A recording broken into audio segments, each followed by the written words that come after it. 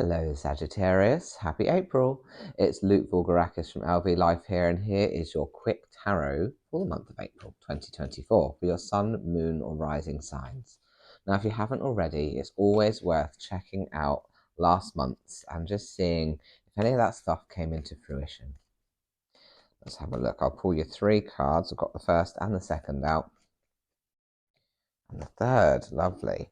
So what do we have? We have got the dreaded Tower. Don't worry about that. We have then got the 9 of Cups, and then we have got in reverse the Empress card. So let's have a look at how these go together. So firstly, the Tower, and I think that this is representing something in the past for you, when life has come crashing down around you, the things that you have built up in your world that you thought you wanted come crashing down around you, and it turns out they weren't the things that you wanted at all.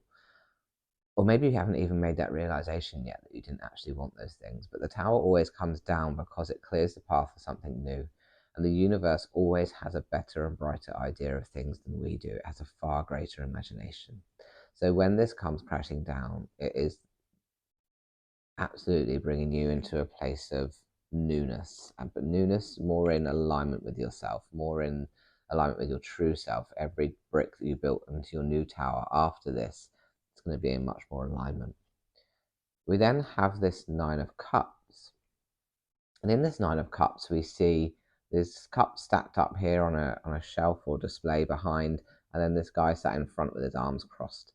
And for me, I think he always looks a little bit defensive, but in a good way. Like, you know, I've put all my cups up here, and you ain't getting in. Like, these are mine, and I've done this work, and this is exactly how I want them to be, and they're not for you to touch. So it's a little defensive in that respect.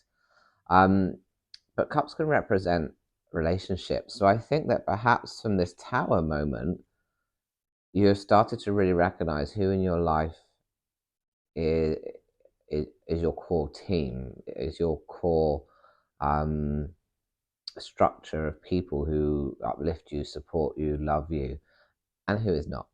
So I think that perhaps off the back of this, you've got a little bit defensive in a sense of, all right, I've got my people around me now, I'm not letting anybody else in. And perhaps it's a healthy defense to have, to not let anybody else in. And I think that's where you're at the moment. It doesn't have to be that way forever, but for right now, it's a great defense mechanism, and it's about just having the right team around you. And then we had this Empress card, and I believe that came out in reverse. So in the Empress, this is the divine feminine. And then when we think about feminine energy is perceptive, it's slow, it is dark, it is deep, it's intuitive, everything that the moon is, really. But this feminine energy here, you can see that she's sat on this throne, but it's not a throne as you would imagine a throne. It's like she's created it herself. You know, it's got a bolster and some fabrics there. She's carved out the female symbol here in this love heart-shaped rock. She's got a crown and scepter. So really, this is all of her own making. And I think that when you kind of connect the dots with these 3 cards, I do think that you're really leaning into the softer side of yourself. Excuse me. Through self-preservation off the back of this Tower moment, you've had to be a bit firmer, a bit more masculine, a bit harder in a sense of who you allow into your life and who you don't. And now I think you're being asked to lean into the more feminine side. You've created what you want. Your world is, you know, starting to solidify around you in that respect.